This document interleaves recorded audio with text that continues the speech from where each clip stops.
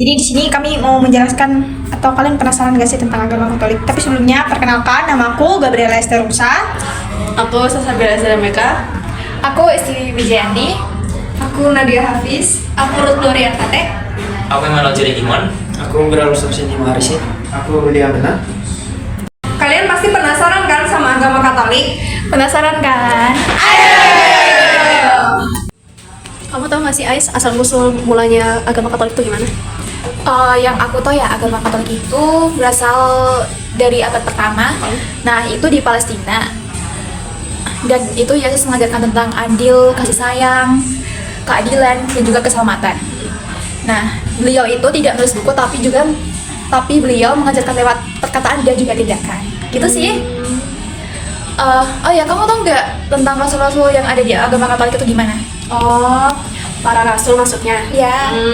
Jadi setelah Yesus wafat, itu kan dan dia bangkit kan? Ya. Nah, ajaran itu diteruskan ke 12 muridnya. Ada Petrus, Yakobus, Yohanes, dan lain-lainnya. Nah, Paulus itu bukan termasuk 12 rasul awalnya kan? Ya. Tetapi tokoh penting penyebar dari iman kalau Paulus itu.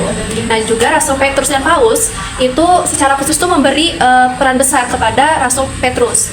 Nah, dalam imam Katolik, Petrus itu dianggap sebagai pemimpin pertama di gereja, dan dari sinilah munculnya jabatan Paus. Oh gitu. Kamu tahu nggak sih apa itu Tritunggal? Nggak tahu. Jadi itu Tritunggal itu adalah salah satu ajaran khas Katolik, yaitu Allah Bapa, Allah Putra, dan Allah Kudus, Roh Kudus. Jadi itu bukan tiga Tuhan ya? Oh iya. Itu berarti satu Tuhan dalam tiga kepribadian. Kamu tahu gak sih kalau di Katolik itu punya 7 sakramen, Apa itu? yaitu baptis, konfirmasi, ekaristi, pengakuan dosa, imamat, perkawinan, dan pemiakan orang sakit. Oh iya. Oke, jadi tau gak sih Wel, gimana awal mulanya agama Katolik itu bisa masuk ke Indonesia? Gimana tuh?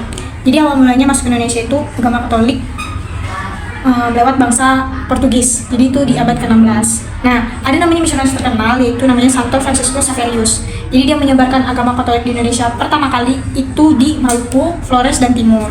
Meskipun begitu, banyak tantangan yang dihadapi sama Santo Francisco Xaverius. Banyak masalah yang terjadi, kayak dianggap sama masyarakat setempat itu agama itu menjadi agama penjajah, dan benturan adat sama agama tersebut.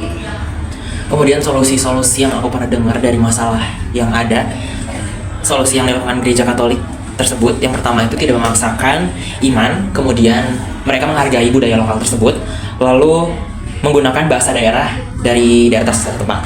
Lalu pendekatan ini juga membuat penjajahan tersebut lebih dekat dengan agama Katolik dan membuat agama ini lebih damai.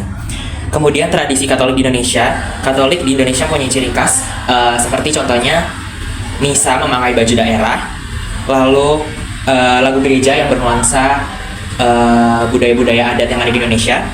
Kemudian upacara adat digabung dengan iman Katolik, contohnya yaitu proses Paskadilaran Tuka Flores. Kemudian Katolik di Indonesia bukan agama luar tapi hidup di dalam budaya lokal. Jadi setelah itu mereka menerima ya agama Iya, Katolik. benar. Penjajahannya menerima agama Katolik di daerah tersebut. Tahu nggak sih, Nah, di agama Katolik ada beberapa fun fact.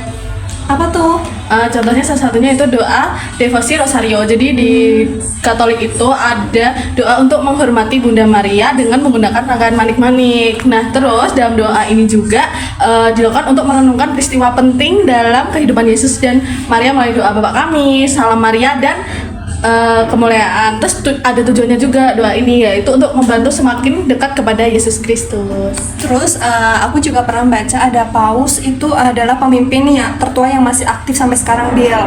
Jabatan paus sudah ada sejak Santo Petrus. Ini tuh salah satu dari rasulnya Yesus sekitar 2000 tahun lalu. Dan paus ini tuh dipilih lewat sistem tertutup, lewat konklav. Jadi para kardinal dikunci sampai ada keputusan tentang paus baru. Terus ada fun fact juga tentang Katolik ini, ada negara kecil yang namanya Vatikan, dan di situ tuh mayoritas beragama Katolik. Menarik. Sekian pembahasan seputar agama Katolik dari kami. Mohon maaf jika ada kesalahan. Bye-bye.